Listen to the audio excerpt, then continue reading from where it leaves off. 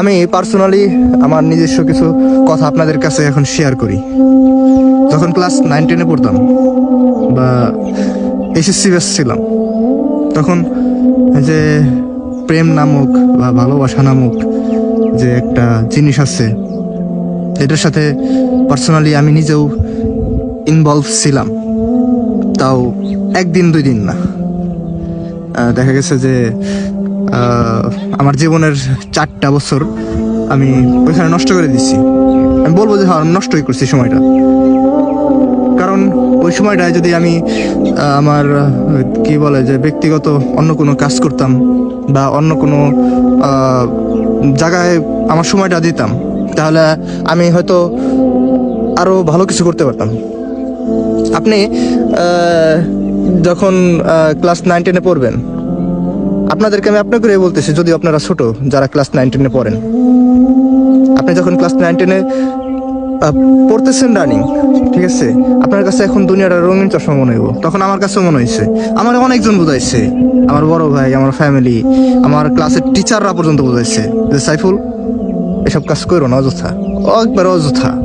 আমি বলছি কি বলে এইসব, এইসবে তো জ্ঞান দেওয়ার কি আছে? মানে আমি ভাবতাম যে এইসব কথা কেন আমার শোনায়। আমি তো দেখা গেছে মেয়েরা আমার সাথে কথা বলতেছে সারাদিন, মানে আমার রঙিন স্বপ্ন দেখাইতেছে যে সে আমার সাথে পুরো সারা জীবন কাটাই দিব, মানে আমার লাইফ পার্টনার হইব। তাই এইসব মেয়ে মানুষের ধোঁকা।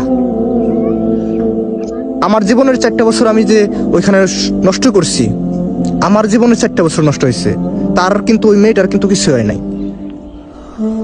ওই মেয়েটা দিব্যি দেখা যাচ্ছে আমার থেকে বেটার অপশন, আমার থেকে ভালো কাউকে পাইয়া সুখে সংসার করতেছে। আর এটাই সত্যি আর বাস্তব কথা। আপনারা যারা দেখতেছেন যে মানে ওই মেয়েটা আপনার রঙিন স্বপ্ন দেখাইতেছে, আপনিও রঙিন স্বপ্ন দেখে বসে আছেন যে মেয়েটা আমার সাথে সংসার করব, আমার সাথে সারা জীবন থাকবো। ম্যাক্সিমাম মেয়ে আপনার থেকে ভালো বেটার অপশন পাইলে আপনারা ছেড়ে দিব। এটা সত্যি আর বাস্তব কথা। আর সব থেকে বড় আর মূল কথা হলো, এটা একটা খারাপ কাজ। আর যদিও আমি এই কাজের সাথে ইনভলভ ছিলাম, আমি যে কাজ করছি সেই কাজ স্বীকার করতে আমার কোনো মানে ওরকম ভাবে কি বলে কোনো মনে হয় না, খারাপ মনে হয় না। আমি কাজ করছি, আমি স্বীকার করতেছি আমি কাজ করছি। তবে আমি এখন আপনাদেরকে বলতেছি ভাই, আমার ছোট ভাই হিসাবে বলতেছি বা বড় ভাই হিসাবে বলতেছি,